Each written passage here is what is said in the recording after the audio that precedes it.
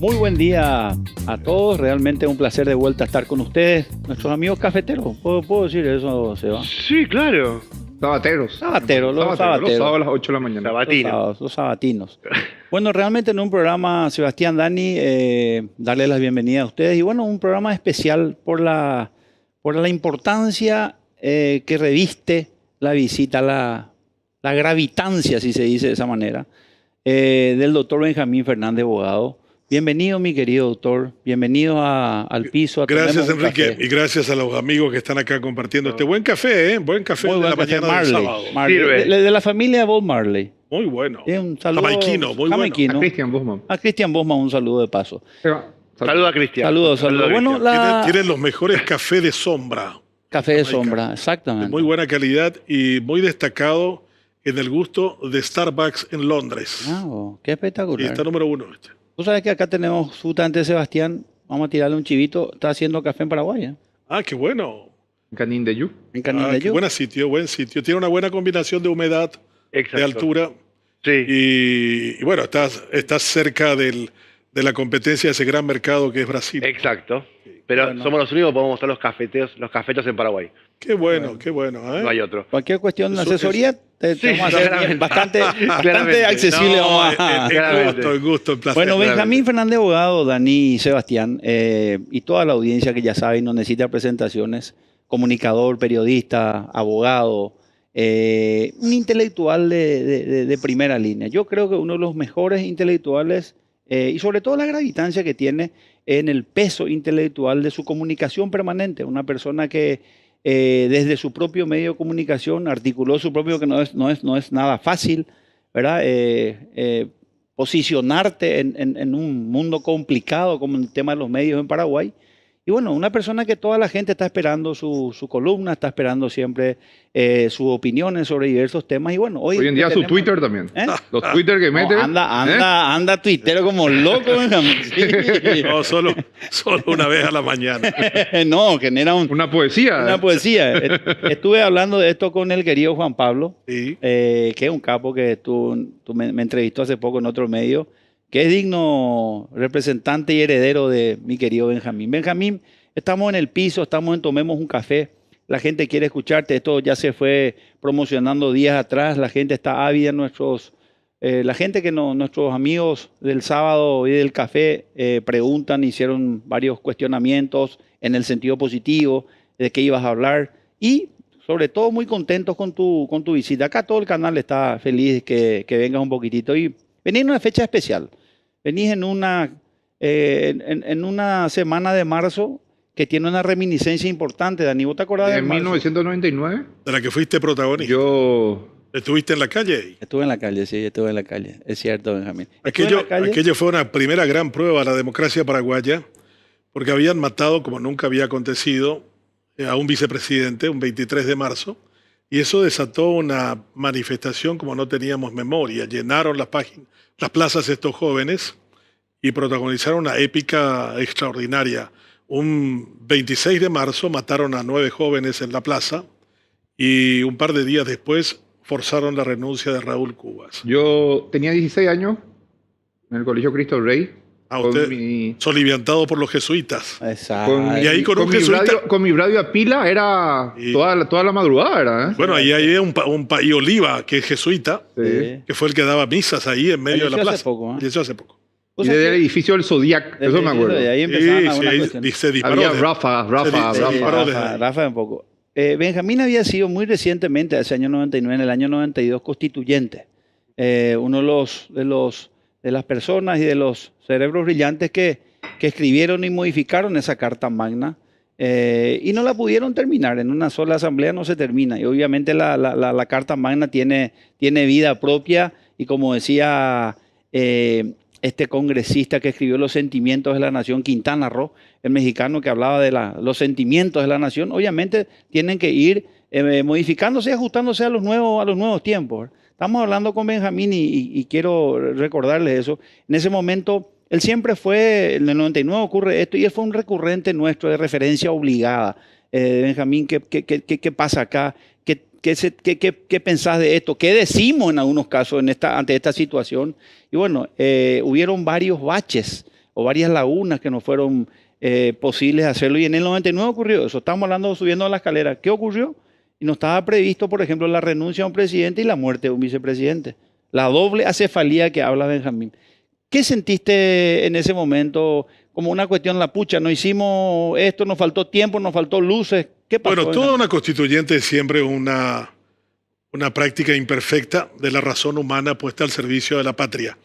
Éramos 198 y es la primera constitución paraguaya que se escribe en libertad y en democracia. Todas las anteriores o fueron caprichos de dictadores o simplemente imposición de un gobierno de turno o de un grupo de ocupación, como fue la de 1870. Paraguay había terminado la guerra contra Argentina, Brasil y Uruguay, y salió una constitución de ese periodo.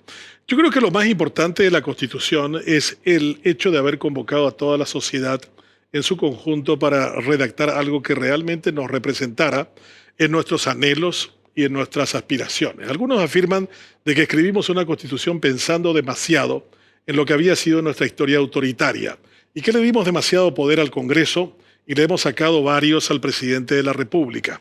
Que creamos instituciones nuevas como el Consejo de la Magistratura, el Jurado de Enjuiciamiento, que nosotros creíamos que en teoría debería de funcionar para tener mejores jueces y mejores fiscales, pero sin embargo ahora es noticia que un miembro del Consejo de la Magistratura es señalado como significativamente corrupto y apartado del mismo. O sea, yo creo que toda obra humana es siempre pasible de errores y de faltas como la que tuvimos en el 92. Hay en muchas oportunidades también yo he tenido la posibilidad de plantear que no tuviéramos un Congreso bicameral, que tuviéramos una sola cámara que significara una posibilidad de ser más expeditivos, menos costosos. Ahora, de hecho, se le acusa a un presidente de la República y a un vicepresidente de haber pagado durante 5 años un mensalao para mantener la lealtad de 50, y que con eso se evitaba un juicio político siempre en la Cámara de Diputados. O se permitía que Sandra Quiñones nunca fuera pasible de juicio político porque habían 50 votos ya comprados que evitarían cualquier posibilidad de este tipo. Pero siempre debo decir que la Constitución es menos trascendente que la verdadera voluntad de los seres humanos que están reglados por ella de cumplirla. O sea, si la Constitución pretende ser realmente un documento que nos sirva a todos para enmarcarnos en el Estado de Derecho en el que vivimos, evidentemente tendríamos que tener también paraguayos convencidos de ser reclados por la norma y no de buscar el atajo, de no violarla, de no traspasarla, de no ignorarlas. Y yo creo que en ese sentido los paraguayos todavía tenemos un resabio autoritario. Ajá. El que tiene el poder se cree por encima de la norma, el que dice que tiene la posibilidad de conseguir votos cree que puede cambiar la Constitución vía enmienda. Yo recuerdo, y esto es una cosa simpaticísima, yo era miembro de la Comisión de Redacción y Estilo, y le dije al presidente de la convención, que era Óscar Paciello, le dije acá en el artículo de la reelección del presidente hay un error. Óscar Paciello padre. Exacto, un error grave. Dice, el presidente y el vicepresidente electo en elecciones el 15 de agosto durará 5 años improrrogables de su mandato. Punto. Y después continúa diciendo, no podrán ser reelectos en ningún caso. Yo le dije a Paciello, ¿qué falta hace de que digamos 2 veces una misma cosa? Es una redundancia. Claro, si se dice 5 años improrrogable, es lógico que no haga falta que lo diga. No, y me dijo Paciello, mira, Benjamín, yo te voy a decir, soy un poco más viejo que vos. Yo tenía 31 años en esa época. Y entonces le digo yo al doctor Paciello, mira, Benjamín, si no trancamos esta puerta con doble llave. ¿Vos conocés esa puerta de doble llave? Bueno, esa es más o menos lo que queremos evitar. Pero te adelanto que 10 años después, cuando esta Constitución pueda ser modificada, alguien va a venir a patearla buscando ser reelecto. Por eso, ¿se le puede reclamar algo a esa Constitución con todo lo que cambió Paraguay? No, yo creo que... ¿Ustedes pensaron en lo de hoy? Yo creo que muchos de esos documentos que están expuestos ahora... A mí me sorprendió escuchar, por ejemplo, al fiscal Emiliano Rolón hablar bien de nuestra Constitución. Los paraguayos tenemos una gran fascinación de desmerecernos a nosotros mismos. Esa es una pasión paraguaya. Cuando haces algo, si alguien no te dice que lo hiciste mal, desconfía porque no es paraguayo. Yo siempre digo que en el Paraguay se tolera al que tiene éxito solo si se está seguro que tiene cáncer. Entonces dice alguien, qué buen tipo que este tipo es. Ya qué no va a capaz, generar molestia, pero va a morir. no sabés lo que tiene. Bueno, y eso nos pasa un poco también con este tipo de cosas. Cuando uno ve, tú eres argentino, cuando yo voy y veo, la Argentina también puede ser más o menos envidiosa y puede haber, pero nosotros somos campeones en envidia. Somos los campeones. Entonces, todo lo que hagamos. Y Emiliano Rolón dijo hace poco que es la constitución más extraordinaria que ha sido escrita en América Latina. Y cuando voy a foros en Colombia, en México, yo enseño en muchos de estos países, me dice, ¿cómo hicieron una constitución de este tipo en el 92? Ustedes tienen, por ejemplo, en el tema de garantía de libertad de expresión y de prensa, cosas que no han sido puestas en ninguna constitución. No. Tienen la cláusula de conciencia con rango constitucional. Tienen el secreto de las fuentes con rango institucional. Tienen el acceso a la información pública con rango constitucional. O sea, ustedes se adelantaron en un montón de cosas. ¿Quién fue el que fue metiendo todas estas cosas? Bueno, muchos de nosotros que habíamos vivido en el exterior y que creíamos que era una gran oportunidad de transformar el Paraguay a través de la Constitución, vinimos y colocamos muchas de estas ideas dentro de ese documento. Yo recuerdo haber venido a Estados Unidos después de pasar 3 años en Minnesota, había leído mucho a Jefferson y yo creía que podríamos hacer algo de Jefferson y su aporte a la Constitución americana del 76. Y bueno, y eso realmente nos llevó a una conclusión.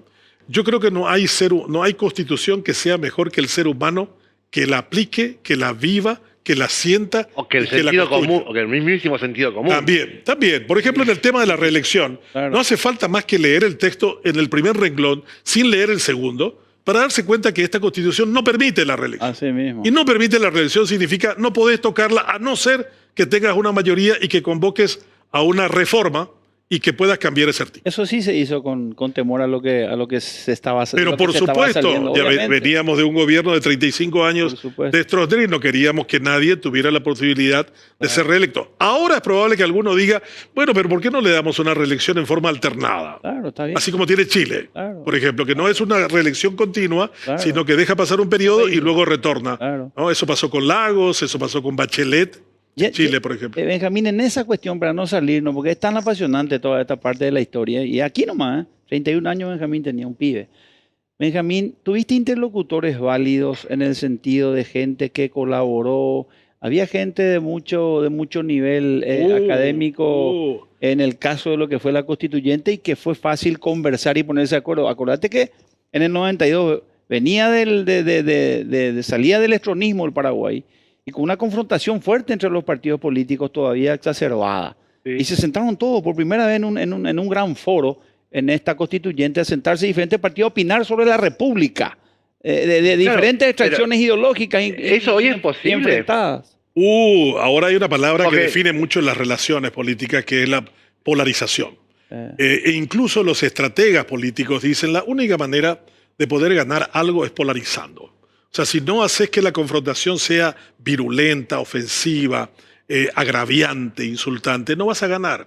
Eso nos viene mucho de un tipo llamado Steve Bannon, que fue el asesor de Donald Trump, que terminó engañando a toda una sociedad que tiene, de las 100 mejores universidades del mundo, 85 son americanas. Y los americanos cayeron en la trampa. Ahora hay un debate enorme acerca de si hay que juzgarlo o no a Trump en los tribunales de Nueva York porque pagó a una prostituta con la plata de su abogado Cohen. Entonces yo digo, el polarizar, es cierto, nos saca perspectiva. En esa época había un elemento dominante de hagamos un documento que nos haga dignos de la democracia nueva que estamos construyendo. Es verdad. El golpe fue en el 89, la convocatoria de constituyente finales del 91. Ante la atenta mirada de la milicia todavía en ese momento. ¡Claro! Árbitro de la situación, enojado porque en aquella oportunidad no se permitió permitir la reelección de Rodríguez, o que él fuera candidato y cosas parecidas. Doctor, por nivel intelectual también era diferente. A eso iba yo. Imagínense que la calidad era enorme. Ahí estábamos profesores y alumnos que veníamos de universidades en donde se hablaba mucho del Paraguay que no teníamos y que sí lo queríamos. Lógico, en el debate entre 198 hay de todo, se creó una bancadita campesina que tuvo mucho impacto en el sentido de reclamar descentralización que no se llevó a la práctica, como también como una mejor agenda en los temas del interior. Pero también ese fenómeno cambió. En estos últimos 10 años la migración campo-ciudad fue del 80%. Paraguay es hoy un país urbano. Sí. Solo un 20% es rural. Entonces, una situación como esa, indudablemente nunca podrá ser contemplado como fenómeno completo dentro de una constitución. Ella siempre es una obra imperfecta, siempre hay una realidad que termina sobrepasándola. Por supuesto. La Constitución norteamericana fue sujeta de enmiendas a lo largo de sus más de 200 y tantos años de gobierno. Absolutamente. A eso me de refería vigencia. cuando decía Quintana Roo, hablaba de los sentimientos de la nación. Pasa el 92, llega el 99. Todavía una sociedad alborotada, Sí. una sociedad todavía dando sus primeros pasos en una cuestión institucionalmente democrática con instituciones nuevas. Acuérdate que ellos crean el Consejo de la Magistratura, Jurado de Enjuiciamiento Magistrado, entre Ministerio otras, Público. Ministerio Lía. Público, imagínense. Entonces, con respecto a informaciones, ¿qué dijiste?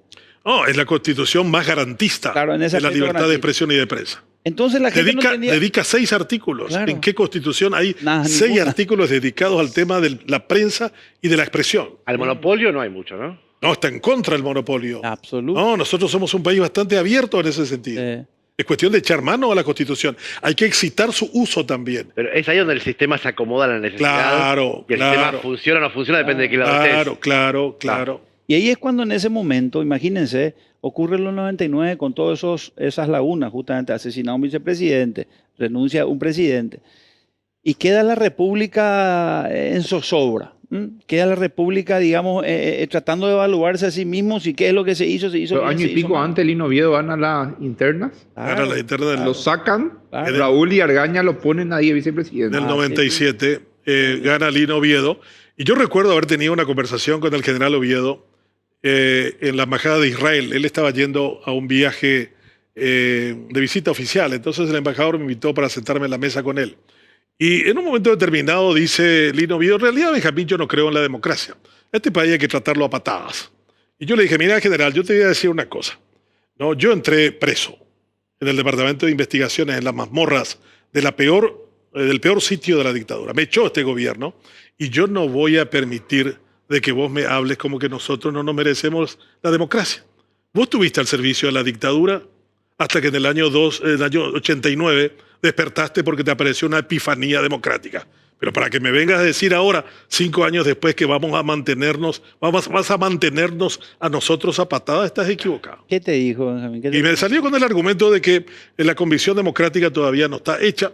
Él era un autoritario, Pero- él era un fascista. Hoy hay candidatos a presidente que piensan más o menos parecido. También, Que- el fascismo sigue siendo demasiado atractivo. En el Paraguay Sí. se dice una cosa que cualquiera que tuviera un poco de memoria histórica se espantaría, aborrecería. Dicen Dios, patria y familia. Sí. Ese era el grito del fascismo Es verdad. italiano de Es Mussolini y el grito de guerra de Franco. Es verdad. O sea, Muchos candidatos senadores que dicen eso. claro. O sea, que ¿Quién no se es eso. animaría a decir eso en un país civilizado? Nadie. Es como hacer el saludo de Hitler en algún lugar público. Eso es una cosa avergonzante, pero forma parte de la polarización. La cuestión es que Totalmente quiero de que te enojes de una manera tal que confronte contigo de esa manera y en ese territorio. Hemos perdido el debate, nunca hubo el debate ideológico que necesitó el Paraguay probablemente, No, Benjamín. Hoy hemos perdido, hoy en lo que hablas de dividir entre los que creen en Dios, patria y familia Sí. y el resto no. Sí. Si nosotros no estamos con ellos, somos Claro, una patria. Igual que la discusión sobre la reforma educativa en Paraguay.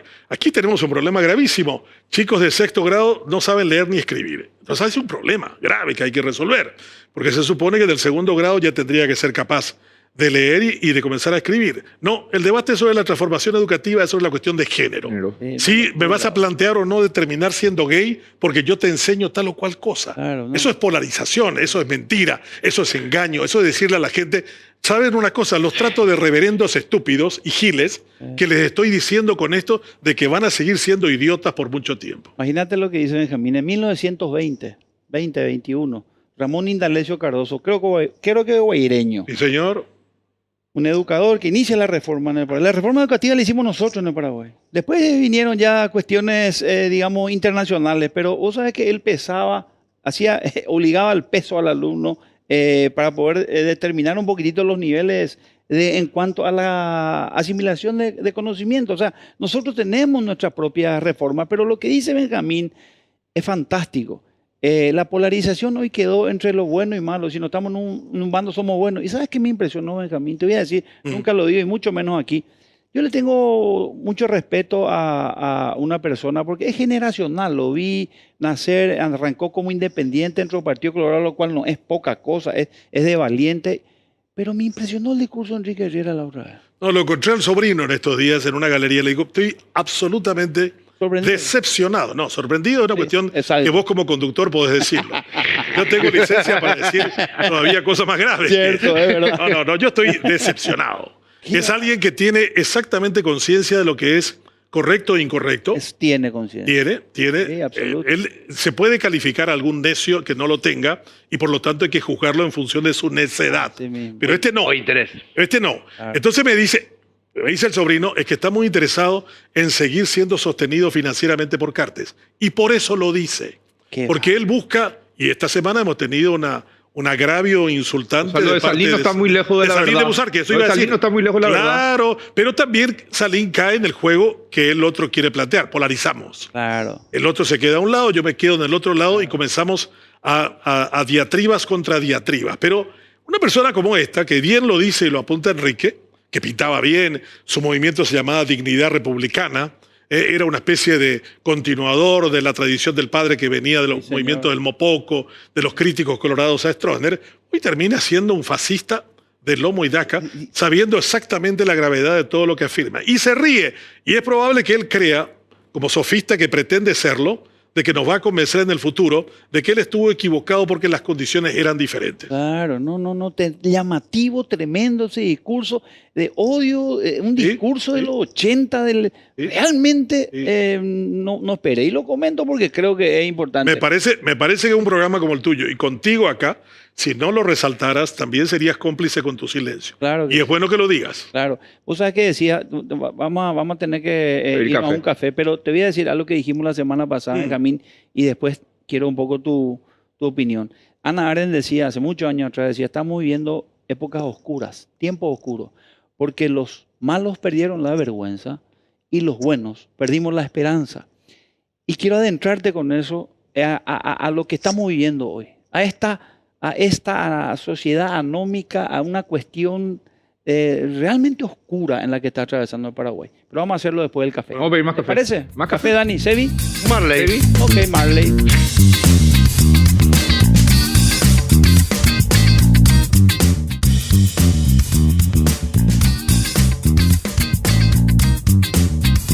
Estamos De al aire. aproximadamente 3.000. Bueno, Está bien. ¿Y? volvemos un poquitito. Está lindo el debate. Acá el debate está interesante entre café y café. Generalmente es mucho mejor en los cortes. Mucho mejor. Parece que... Eso ocurre Sí, siempre. y sobre todo me sorprende Sebastián, me está diciendo barbaridad los cortes. El corte. No quiero que me lo diga ahora. Pero son barbaridades. No, pero viniendo de un argentino y las condiciones económicas de la Argentina, Pero- yo entiendo que para ti esta normalidad que tenemos Me encanta. es extraordinaria. Lo mejor de Paraguay, y que yo siempre lo digo, es roban. Yo no voy a negar que roban, hacen todo lo que tengan que hacer ellos. Ahora, a mí yo me levanto todos los días y me dejan trabajar tranquilo. Cosa que en Argentina no podía. Claro. Yo todos los días me levanto, salgo, hago mi puesto, hacer tu trabajo, hacer tu trabajo, usted hace el suyo, pero ellos roban y no molestan.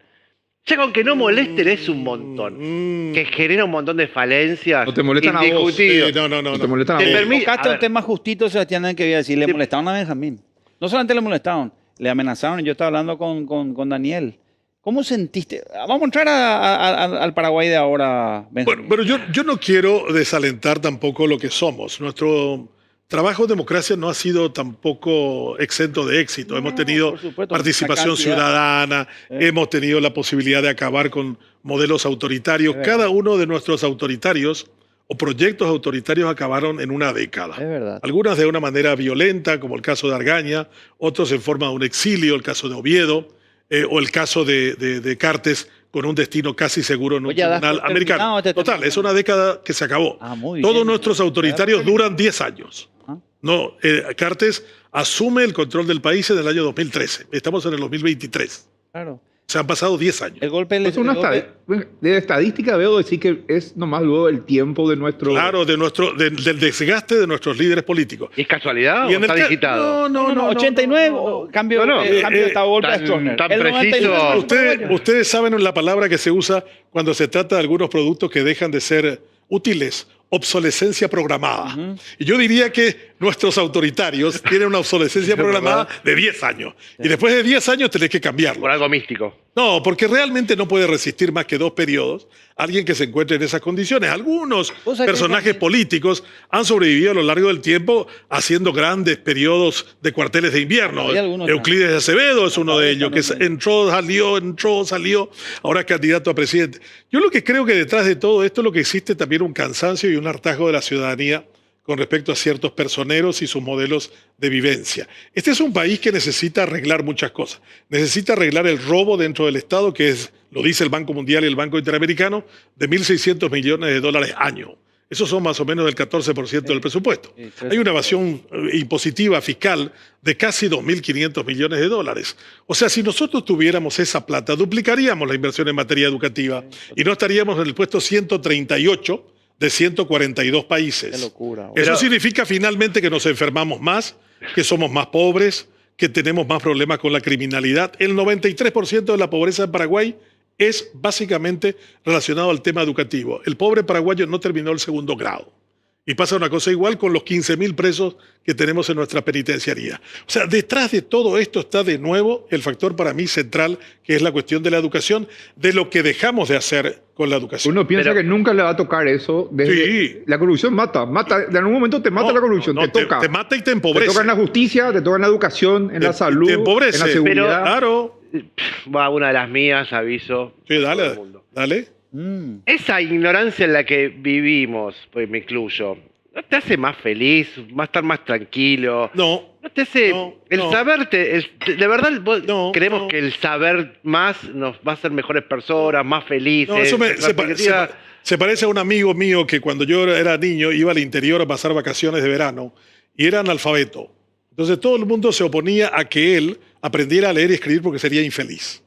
Yo luchaba contra todo el grupo de gente diciendo, no, él tiene que aprender a leer y escribir porque eso significa la posibilidad que él lea su propia condición. La lectura tiene una capacidad enorme de abstraerte de todo y comenzar a pensar en ti mismo, porque es tridimensional. Te lees a ti mismo, lees al autor y lees a los personajes. Entonces, leer significa entenderse a uno mismo. Yo no creo que nadie sea feliz siendo ignorante. Al contrario, tiene menos oportunidades, menos posibilidades, se enferma más. La medicina cubana, su éxito más grande es que tiene un nivel de escolarización alta. Y entonces hay muchísima gente que sabe que tiene que ir a vacunarse, que tiene que ir a hacer sus controles, lo hace también de manera impositiva, porque hay un comisario ahí en el barrio que se encarga de decir, te fuiste al hospital, si no te fuiste no tenés la cartilla y no podés retirar la comida. Pero yo creo que la Argentina, y eso me parece mal que lo vengas diciendo tú, porque te voy a recordar una historia de un presidente argentino que fue un campeón de la educación. Se llamaba Faustino José Sarmiento. Pero Sarmiento, que no le quería nada al Paraguay, terminó muriendo aquí en Paraguay. Y Sarmiento le reunió un día en la Asociación Rural, en el año 1864, y le dijo a los ricos argentinos, inviertan, señores, en educación, pero no lo hagan por solidaridad, háganlo por codicia. Porque si ustedes no lo hacen, ustedes pocos que tienen mucho, se enfrentarán con los muchos que tienen poco. Y esa grieta entre ustedes se llenará con la sangre de ustedes. A ustedes se les matará, a ustedes se les secuestrará. Por eso paguen más tributos para que tengamos Argentina con una mejor educación y que eso signifique, ¿por qué no?, el tener menos violencia, menos criminalidad, menos grieta, que es una palabra que ustedes usan mucho. Y no pasó, ¿eh? Claro, Perdón. en ese esquema que hablaba Benjamín, en el esquema de lo que implica, hoy estamos a 30 días de un nuevo gobierno, con nuevas propuestas. Sí. Estamos asintiendo, no puedo no preguntarte, Benjamín, y no podemos no tocar el tema, me lo está también acá así calando Dani desde hace rato. Pase lo que pase el 30 de abril, si gana el Partido Colorado o pierda el Partido Liberal o La concertación. va a haber necesariamente un renuevo, un otoño o una primavera. Tendrán que rejuvenecerse los cuadros, tendrán que revitalizarse porque esta oferta electoral que hoy presentan los partidos tradicionales ya no se puede presentar en el siguiente periodo. Esto. ¿Crees que maduró la gente? ¿Crees que esta crisis va a implosionar? ¿Qué pasa con el Partido Colorado hoy? Vaya, varias preguntas. Eso vale casi para una exposición de 2 horas. Sí. Pero trataré de responder en 2 minutos. Como hoy no nos cobraron. Estamos felices. De 2 minutos. Diría que esto ya no puede continuar. Uno de mis últimos libros se llama No da más. Y no da más significa acabarse un modelo en el que hemos venido viviendo demasiado tiempo. Si ganara Peña, no podría gobernar con Cartes sin ser extraditado. Y estaríamos repitiendo la misma historia, un déjà vu de Cubas con Oviedo. Eso significa una crisis de gobernabilidad a muy corto plazo. Peña no es un actor político, no es alguien que tenga un oficio como tal. Él es simplemente un puppet, un títere de Cartes y por lo tanto no puede tener capacidad ni autonomía para negociar nada. No tiene autoridad frente a los propios colorados que le cuestionan el haber adjurado de su condición de liberal y ponerse el pañuelo de Bernardino Caballero al cuello. ¿Pero el voto soberano le hace el poder? No, le hubiera tenido que dar si él hubiera hecho campaña por sí mismo y no Cartes como diciéndole, mira, no te has venido ahora, te estuve esperando, ¿qué pasa? Si querés llegar a ser presidente tenés que venir ahora. Sí. No, ese fue un maltrato diciendo una cuestión de niño, diciéndole, che, mira, acá ya te estoy llamando la atención y cuando trates de sacar un decreto y no me consultes, ya sabes cómo te va a ir. Yo creo que en este momento Peña estará cruzándose los dedos y pidiendo a los americanos que se lo lleven antes de las elecciones. De manera tal que si pudiera ganar, pudiera decir yo voy a gobernar porque ya no lo tengo a soplándome en la nuca algún tipo de recomendación que tengo que hacer como presidente. Si ganara la Concertación, también es un desafío la gobernabilidad. No va a ser fácil, este es un estado mayoritariamente manejado por colorados, con sindicatos muy fuertes dentro de la estructura, donde hay que reformar el Estado, porque con este Estado no se puede ser eficiente, no se puede gastar bien los recursos, no se puede llevar adelante una agenda en salud, en educación. Es complejo desmontar un Estado de estas características. Generalmente quienes los desmontan terminan siendo peores que los desmontados. El caso de Rusia, por ejemplo. Sí. Cuando se dio el vacío de la partida de los soviéticos, vinieron los oligarcas. Sí. Y los oligarcas tomaron todos los aparatos de producción y colocaron a Putin. Y Putin dijo, la única manera que yo puedo desembarazarme de esto y reforzar mi idea de ser el nuevo zar de la nueva Rusia es metiéndole una guerra a Ucrania. Bueno, y mirá cómo estamos. Entonces yo creo que esta historia es que nosotros tenemos que buscar a alguien que realmente vuelva a entusiasmarnos con la democracia. La democracia no es hoy un sistema entusiasmante. 60%, 6 de cada 10 paraguayos, piensa que un gobierno autoritario sería mejor que cualquier mejor gobierno en democracia. Como te dijo Lino, yo las patadas. Exacto, y es mentira, porque si nosotros miramos, solamente uno de los peores gobiernos en democracia es el de Mario Abdo Benítez. Asfaltó 4.500 kilómetros de ruta. Stroessner en 35 años asfaltó 1.500. O sea, Mario Abdo Benítez le hizo, pero 3-0 de manera gravitante en 5 años. Ahora tiene a Abdo Benítez cada vez que los estronistas le cuestionan, porque él estuvo en el entierro de Stroessner en Brasilia cargando el féretro del dictador, pueden decir, mire, yo he sido mejor que Stroessner en materia de rutas. Ya veremos la calidad de las mismas y la cantidad de cosas extrañas de asfalto ahí en el medio. Pero eso será otra parte de la historia. Claro. Pero yo creo que la Concertación tiene el gran reto de tener que desmontar el sistema, el Estado paraguayo con sus características y de volver a entusiasmarnos con la democracia. Pero hoy la gente no cree en el modelo. ¿A favor de quién? ¿Del empresario como es ahora? A favor de todos los paraguayos. El empresario no es enemigo del trabajador, ni ni viceversa. Por ahí, una manera oculta, ahí está cuenta que es el empresario o el pueblo. El empresario le encantaría tener un sistema previsional que funcionara, por ejemplo. Sí, paga para eso. Absolutamente. Y sin embargo no tiene cobertura y sus empleados cuando tienen algún problema no encuentran cama y no encuentran terapia. Sí. O sea que diría, pero yo soy dueño del IPS, ¿por qué no funciona esto? O sea que le conviene al Estado un IPS que funcione, por ejemplo, en forma específica. Sí, ahora, pero eso, lo que yo Paraguay es pro empresario, el gobierno por lo menos. Se lo nota pro empresario. Sí, bueno, nosotros somos un país con una economía favorable a una economía de libre mercado. Exacto. Y que funciona imperfectamente como todo mercado. Exacto. El mercado finalmente no es todo lo que Adam Smith había pensado cuando había escrito lo que escribió. Pero yo creo que ahí en el Zócalo preguntan acerca de si vamos a tener un cambio general. Yo creo que no hay nada que asuste más al paraguayo la palabra de cambio y general. ¡Wow! Incluso aquel que le conviene el cambio. Exacto. Este país es salvajemente conservador. No es conservador, es salvajemente conservador. Entonces, mientras se le plantea de que hay que hacer el cambio, no hay que decirle que hay que hacerle el cambio. Hay que hacer el cambio una vez cuando se llega y sin que lo sepa ni sin que lo sienta de primera instancia. Y ese fue el error, Benjamín, crees vos, en todos los gobiernos que se sucedieron después del 92 con el tema de la modificación de la Constitución, que se avisa que se va a hacer tal cosa y no se reúne nunca y no hay acuerdo jamás. Claro, porque nosotros tenemos que conseguir también la idea de ponernos en la posición cómoda de empujar los éxitos y las conquistas que tuvimos. Sí. ¿No? Enrique es un pelotero, ¿no? Está con la selección, viaja con la selección. Una vez, a mí me gustaba jugar al fútbol 70 kilos atrás, ¿no? Y jugaba bien al fútbol, ¿eh? ¿De qué club son? Del Olimpia, por supuesto. Y entonces... Ahí te preguntó eso practiqué del Olimpia.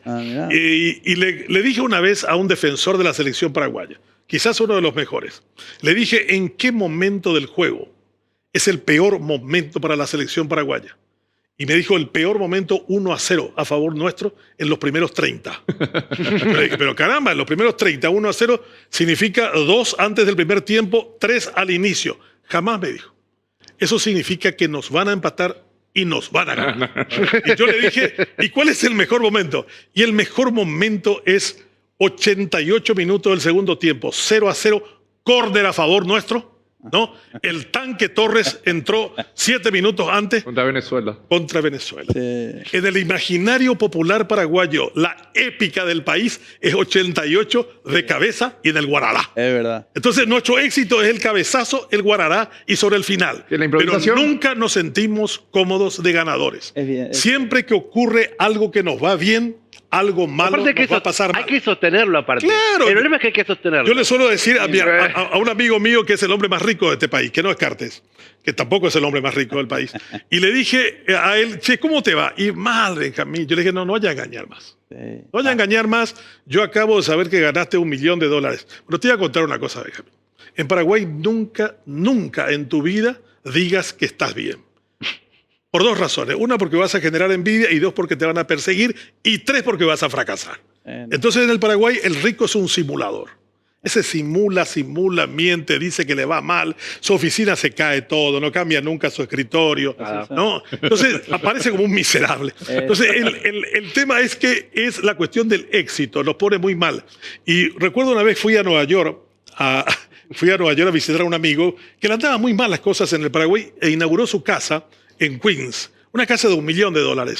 18 años vivió en Nueva York, le fue muy bien en su negocio de aire acondicionado y me dijo, quiero que venga Benjamín a mi casa. Me fui a Queens y le dije, Germán, ¿cómo te ha ido tan bien acá y del Paraguay te fue tan mal?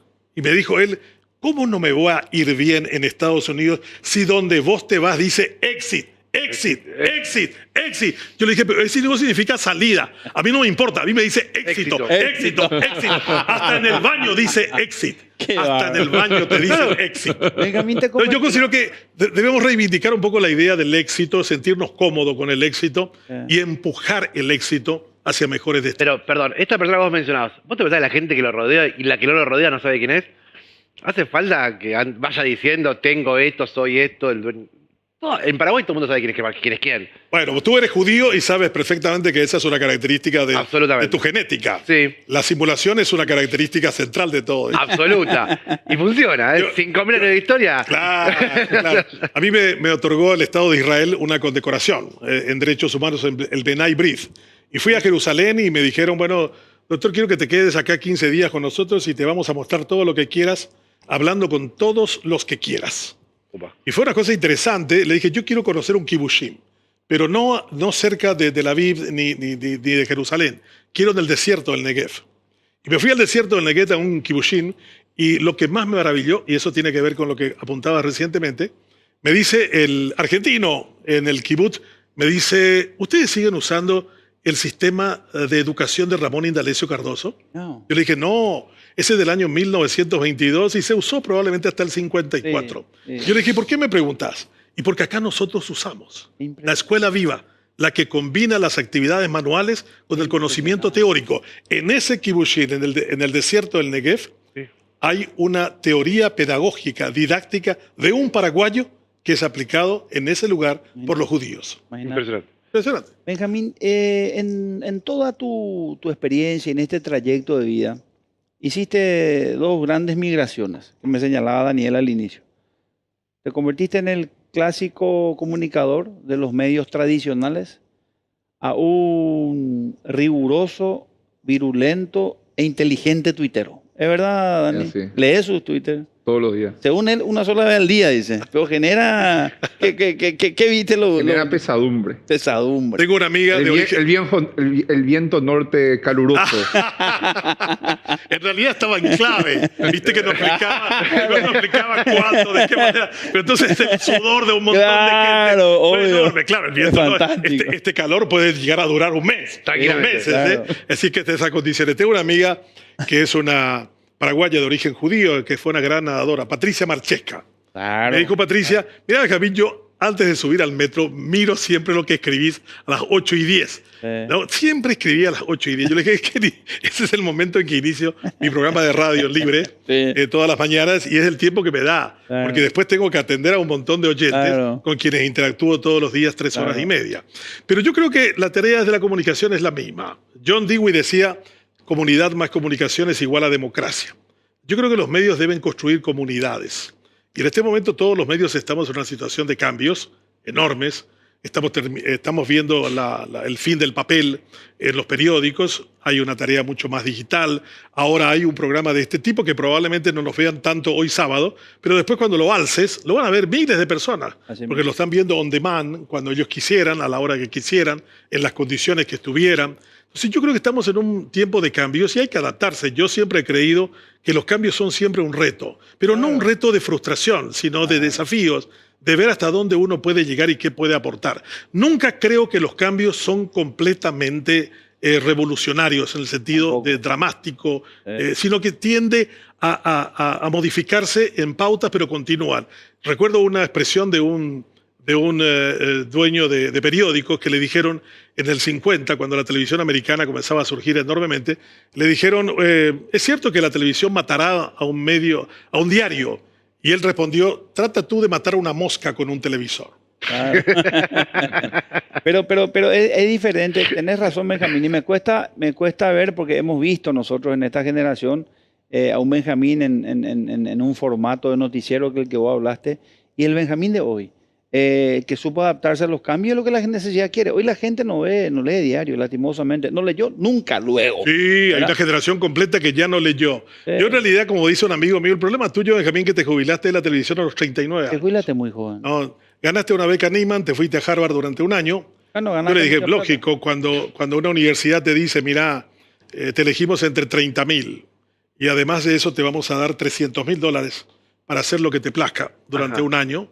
Vas a estudiar, vas a enseñar, vas a hacer un recurso de la universidad enorme. Bueno, uno termina modificando su vida después de eso. Ahí me di cuenta que yo estaba relatando historias, pero no viviéndolas realmente. Y tuve que rehacer toda mi vida. Yo rehice mi vida a los 40 años. Me tuve que reinventar por completo. Una de las primeras cosas, hay un amigo mío que me dice, el problema tuyo, Benjamín, es que vos, Fernández, tenés de apellido medio falso. Vos probablemente sos judío. Porque no puede un tipo como vos tener esas ideas que tuviste. Por ejemplo, yo dije, sí, pero ¿por qué un hombre que edita un libro se queda solamente con el 2%? El 98% se lleva la editorial, se lleva el que imprimió, se lleva el diseñador de tapa, se lleva el 2% y todos los escritores mueren pobres y marginales. Yo voy a romper esta lógica. Averigüé cuánto costaba hacer un libro. Y me encontré de que el precio no era para nada demasiado importante. Pedí prestado una cantidad de plata y saqué mi primer libro, ¿no? Entonces saqué un primer libro que anduvo muy bien, vendió 1.000 ejemplares. Me dijo, pero eso es una enormidad en un país que no lee libros. Después saqué un libro llamado Sacudirse, ¿no? Que fue el libro de ensayos más leído en el Paraguay y vendí 28.000 ejemplares. Después saqué otros libros, ahora llevo 75.000 libros vendidos en Paraguay, a $10. Y un amigo me dice, hiciste realmente la posibilidad más grande en términos de revolución. Claro. No me quieren los editores, no me quieren los imprenteros. Yo le dije, no, ustedes han abusado enormemente de los escritores a lo largo de todo este tiempo. No da más. Y eso no da más. No da más. Entonces, eso me llevó al modelo en México. Yo viví en México 1 año, viví en Estados Unidos 8 años, viví en Inglaterra, viví 3 años en España, viví en el Ecuador durante casi 1 año. O sea que lo que he visto afuera es que hay muchas más cosas que nosotros podríamos aplicar con algo de arrojo nomás. Y a mí no me parece, no me gusta mucho pensar lo que hice, sino que me gusta mucho pensar en lo que voy a hacer. Y lo que voy a hacer siempre es un reto, es un desafío. Alguien también me dijo, debe ser el único caso en el Paraguay donde te han invitado a ser ministro y a ser vicepresidente de la República y rechazaste a todos. ¿No? Muchos de ellos te dicen, pero ¿por qué lo hiciste? ¿Qué autoridad moral tenés si no te metiste al fango? No estuviste con nosotros allí donde debieras estar. Yo le dije, no, es como cuando alguien negocia algo. Yo les dije, quieren que yo sea ministro, esto y esto. Claro. Me dan las 3 cosas y entramos y ganamos. Claro. Pero si ustedes me contratan para tratar de llegar a la Copa Libertadores y me dan el equipo de Recoleta en las condiciones actuales, es muy complejo y difícil llegar. Es como le dijeron a Napoleón que se necesita para una guerra. 3 cosas dijo Napoleón. Esas son las condiciones que pide. Sí. Plata, plata y plata. Las 3 cosas. Sí, vamos a pedir un café, pero porque venimos a la parte de central, ¿qué es lo que va a hacer Benjamín de ahora en más? Lo que acaba de decir. Plata. ¿Vamos a un café?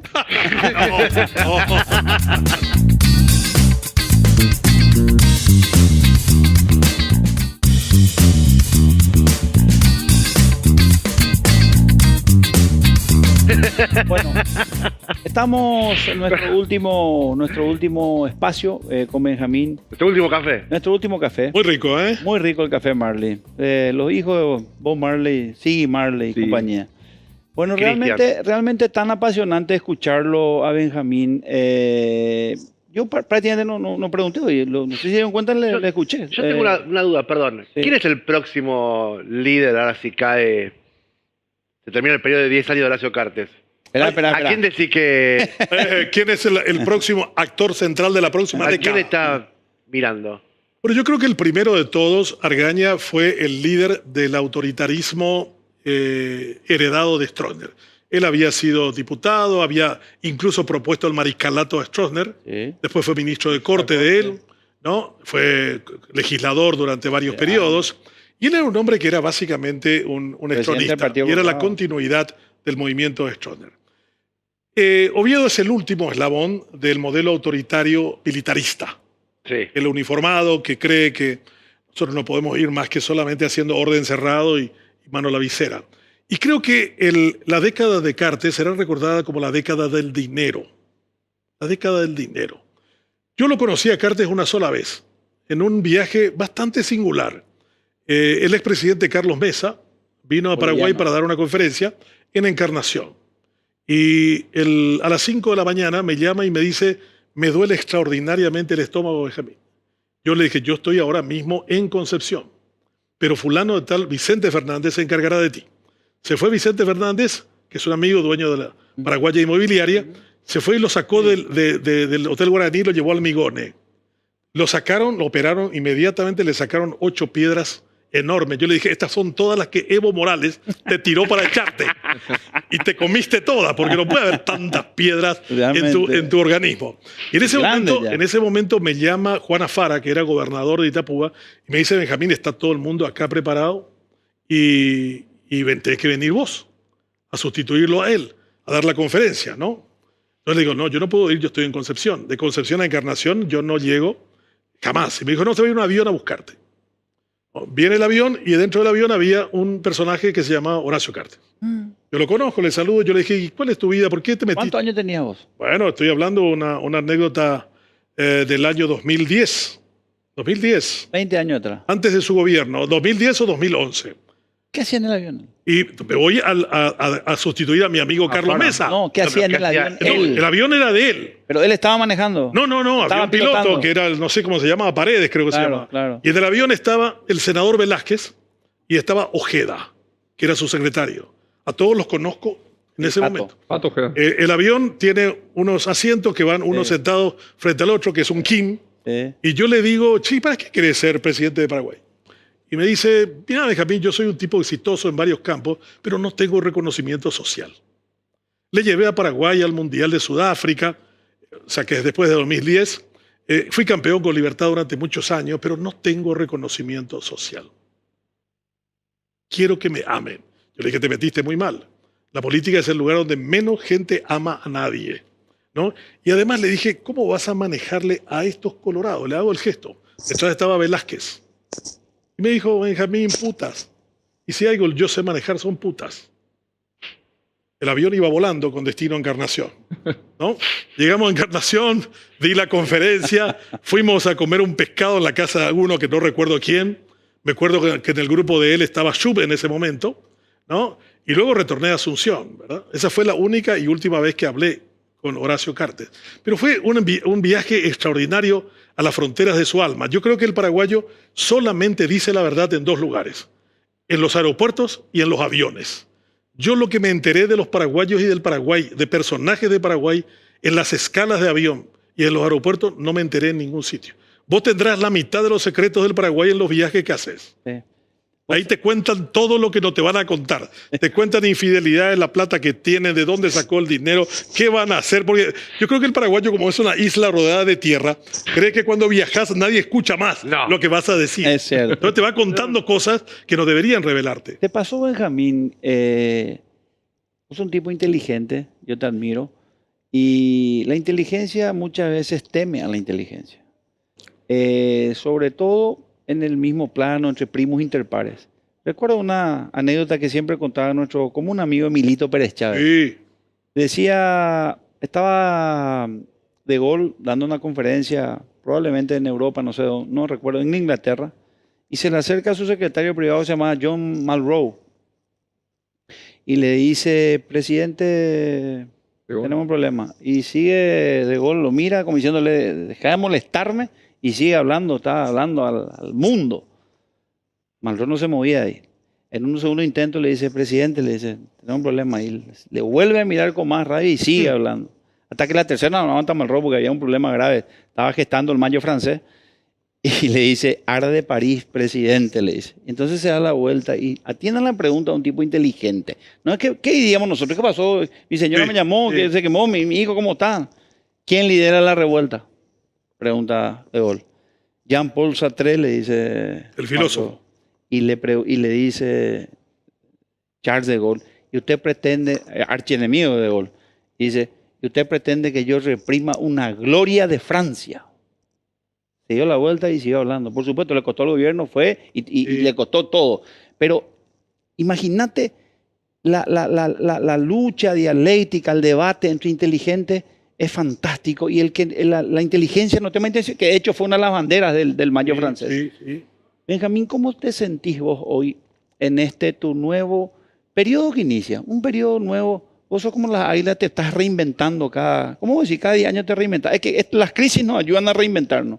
Y vos lo haces permanentemente, manteniendo siempre el grado de vigencia que se requiere para que tus análisis sean absolutamente.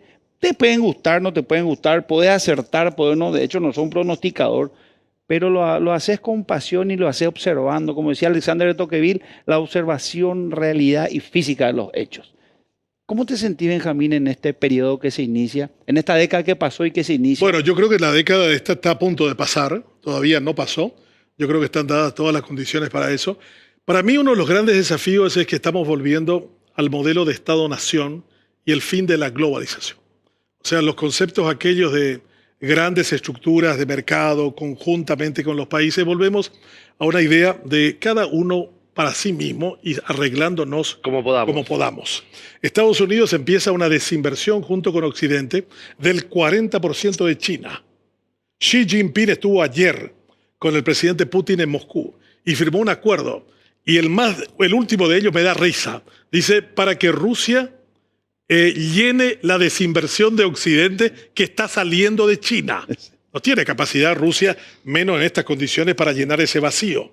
No, los microchips que se hacían en China se va a hacer en cualquier lado, en Silicon Valley, lo van a hacer en Taiwán, lo van a hacer en los lugares estratégicos. La gente cree que, por ejemplo, Taiwán es un peligro porque es una cuestión de carácter político. No, Taiwán es el mejor fabricante de microchips a nivel mundial.